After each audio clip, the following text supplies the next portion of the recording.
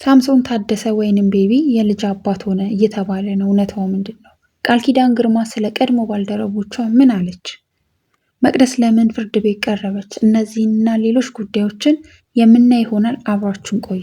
ባልደረቦች አሉኝ በጣም መቀርባቸው ቤታቸው እዛ አካባቢ ሆኑ ሰዎች ግን የት ሊሂድ የት ነው የምትሄጂው እንዴት ነው የምታድሩ በዚህ ሰዓት የት ትሄዳለች ብሎ ጠይቆ የሚያውቅ ሰው የለም። እንሰማለን ግን አንፈርድም። የዘንድሮ ጓደኝነት ከባድ ሆኗል በጣም ውስጡ ሌላ ውጪው ሌላ፣ የምናየው ሌላ የምንሰማው ሌላ። በዛውም ልክ ደግሞ ክብር የሚገባቸው ጓደኞች አሉ። እስኪ ለነዛ ክብር ለሚገባቸው ጓደኞቻችሁ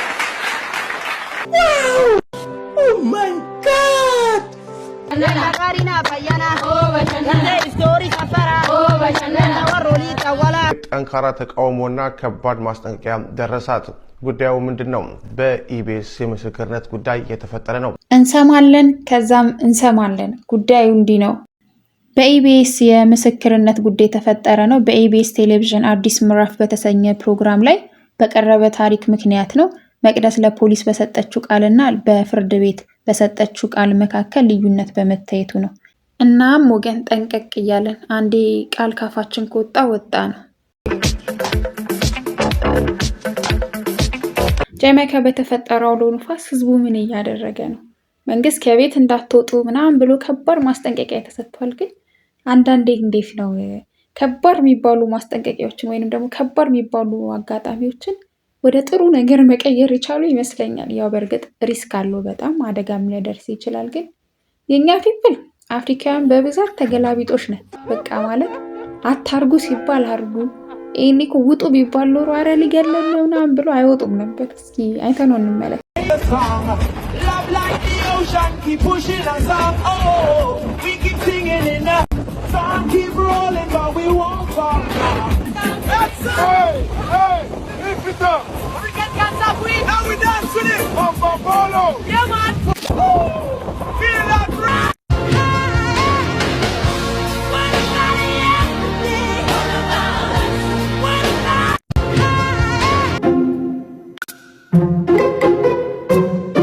ሐሳቡን ያመነጨው እሱ።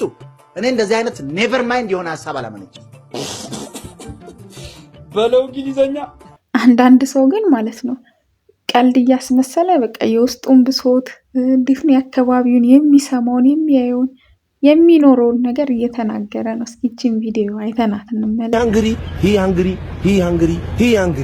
ግን ዶንት ወሪ አረ ዊ ማንግሪ ሚ ሃንግሪ ሚ ፍሬንድ ሚ ፓረንትስ ሃንግሪ ኦል እንዳለ ዘመድ አዝማድ ሰፈሩ እንዳለ ሃንግሪ ኦል ሃንግሪ ለሚመለከተው ይድረስ። በእውነት ኦል ሃንግሪ ዊ ካንትሪ ሃንግሪ በእውነት ሃንግሪ ኑሮ ሰም ሃንግሪ እውነት ነው።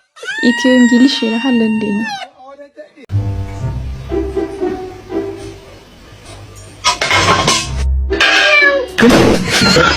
ሳምሶን ታደሰ ወይንም ቤቢ የልጅ አባት ሆነ እየተባለ ነው። እስኪ ካንደበቱ ሰምተን እንመለስ። እውነታው ምንድነው ነው የሚለውን ራሱ ቢነግረን። ምክንያቱም ከባለቤቱ እኮ ያወቀ ምንድነው ይባላል። ስሙን አልጠራውም። ቡዳ ሳሚ እንደምን አመሸ? ሰላም እየነሳ እንቅልፍ ያሳጣኝ ፍቅርሽ ርሱ ነው። ሁሉ ሰው ይመስገነው፣ እግዚአብሔር ይመስገን። ያው እንግዲህ ወይ ላንተም አዲስ አይመስለኝም። ምክንያቱም በጣም የሚያምር ሕፃን ልጅ ይዘህ ፈገግ ብለሃል።